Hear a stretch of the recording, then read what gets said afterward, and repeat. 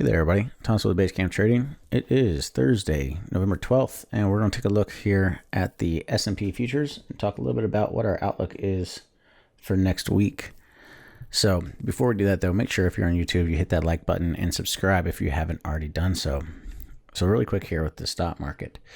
We've been watching the pennant pattern. We broke out of that this week early on Monday and just ripped through the roof, got really extended, and then pulled right back down. Now, the thing I'm watching here with the S&P for the long term is how we're going to end up closing this week. So we still have trading tomorrow.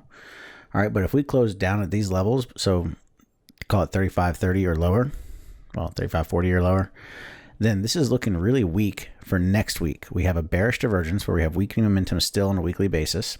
We have strengthening downside swings, and we would have a nice shooting star on the weekly price charts. Now, keep in mind, the shooting star, in order for that to trigger, would have to break this week's low next week.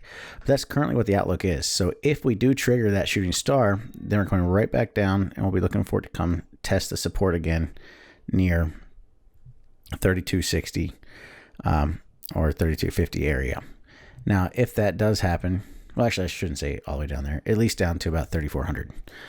If we do start selling off, though, the big thing we'll want to pay attention to is the support down around 3,200. If we break through 3,200 over the next several weeks, that's going to look very bearish, and we could see this thing ripping all the way back down through the floor once again.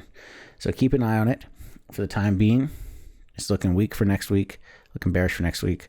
I'm currently partially hedged. Depending on how we close tomorrow, I will add to my hedge, and then potentially increase my hedge all the way next week on a trigger. So that's what we're watching here for the S&P, for the stock market as a whole. Hope it helps. And until next time, everybody, happy trading.